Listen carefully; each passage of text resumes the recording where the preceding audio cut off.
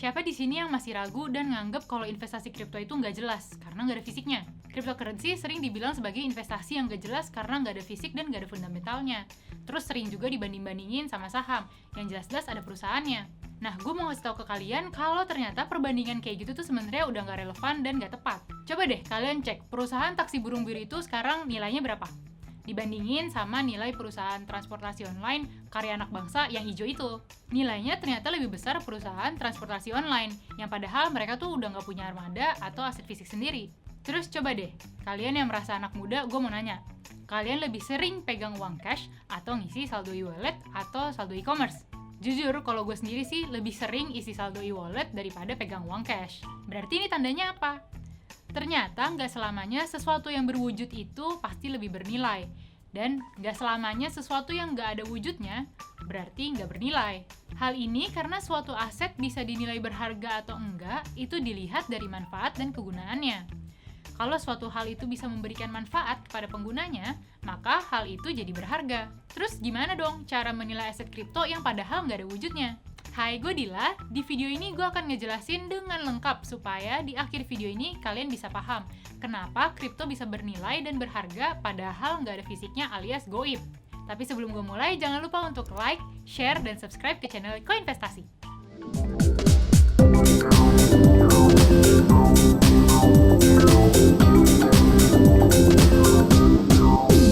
Katanya kalau tak kenal maka tak sayang, termasuk untuk investasi kripto. Jangan asal beli kripto sebelum kamu kenalan dulu sama aset kriptonya. Coba bayangin beli aset kripto tuh kayak lagi nyari pacar. Kalau kalian punya gebetan terus mau dijadiin pacar, pasti kalian bakal kepoin dulu kan, si doi itu orangnya gimana sih? Mulai dari sifatnya, kelebihannya, kekurangannya, seperti apa, lalu asal-usulnya gimana, dan lain-lain. Setelah itu baru deh kalian bisa nilai apakah doi adalah orang yang tepat atau bukan. Nah, sama aja kayak lagi cari pacar, beli kripto itu nggak bisa sembarangan. Kecuali ya kalau emang buat main-main doang. Kita tuh harus kenalan dulu sama aset kriptonya. Cari tahu latar belakangnya, kelebihan dan kekurangannya. Baru setelah itu bisa dinilai aset tersebut cocok untuk diinvestasikan atau enggak. Cara kenalan sama aset kripto ini bisa dilakukan dengan yang namanya analisa fundamental. Investasi di cryptocurrency tuh hampir mirip kayak investasi di sebuah perusahaan.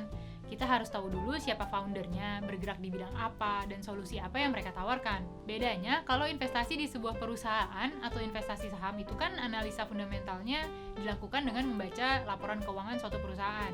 Bedanya, kalau analisa fundamental cryptocurrency itu nggak pakai laporan keuangan. Kenapa sih? Karena saham itu kan mewakili perusahaan yang emang menjalankan bisnis. Jadi, performa perusahaan itu tuh bisa dilihat dari yang namanya laporan keuangan.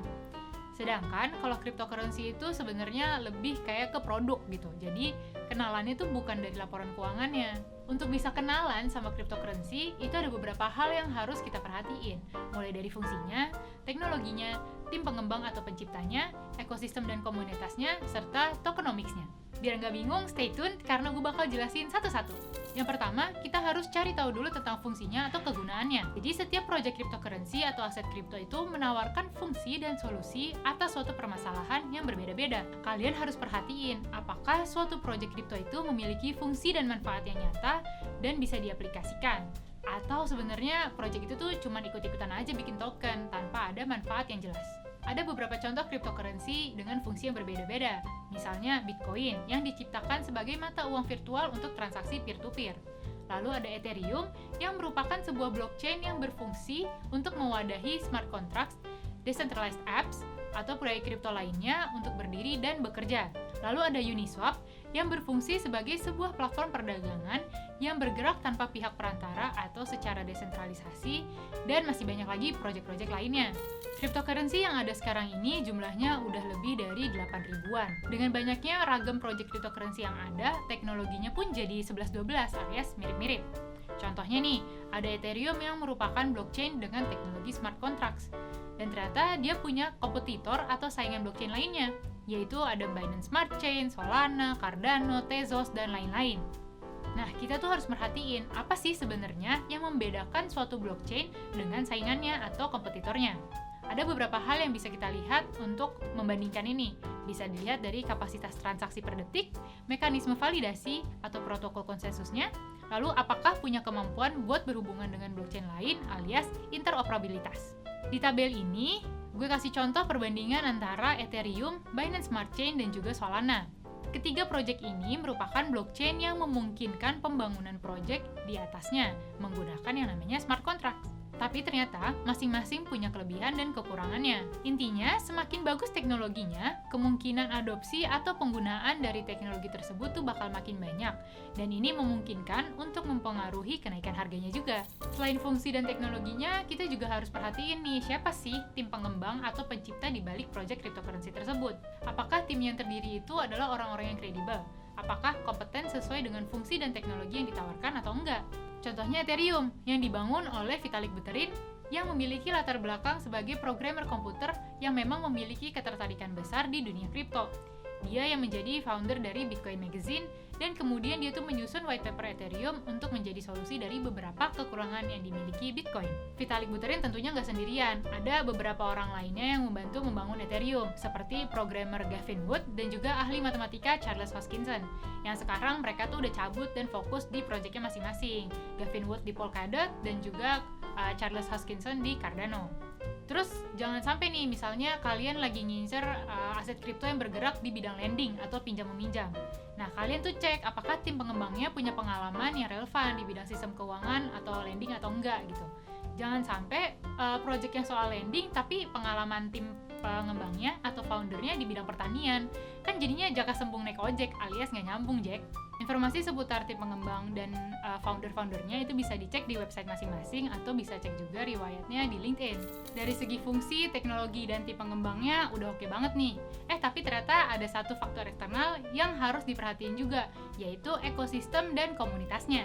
Suatu aset kripto atau project kripto juga bisa terlihat sehat atau enggaknya tuh dari ekosistem dan juga komunitasnya. Kamu perlu cari tahu cryptocurrency yang lagi diincar itu udah memiliki jumlah pengguna dan developer yang aktif mengembangkan jaringannya atau belum. Hal ini perlu diketahui soalnya ekosistem yang baik itu bisa menjaga suatu jaringan tetap aman dan berjalan lancar. Nah, komunitasnya yang solid juga bisa mendukung cryptocurrency tersebut secara jangka panjang walaupun dalam keadaan bear market. Contohnya nih, jaringan Ethereum yang udah banyak banget digunakan dan dipakai untuk ngebangun project kripto.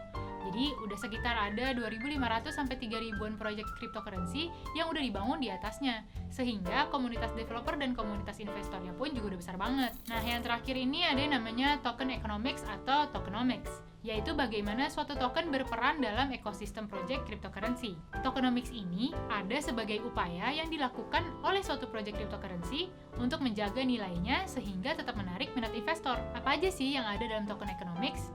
Yang pertama itu ada supply token dan juga ini di sini perlu diperhatikan market cap-nya ya. Lalu alokasi token dan penyebaran tokennya, vesting schedule, serta manfaat atau utility-nya. Nah, biar nggak kepanjangan, gue akan jelasin lebih lanjut dan lebih detail tentang tokenomics di Fundamental Part 2. Jadi pastiin kalian udah subscribe dan juga pasang bel notifikasi ke channel Koinvestasi supaya nggak ketinggalan part 2 dari video ini. Koinvestasi, aset masa kini kayak masa depan.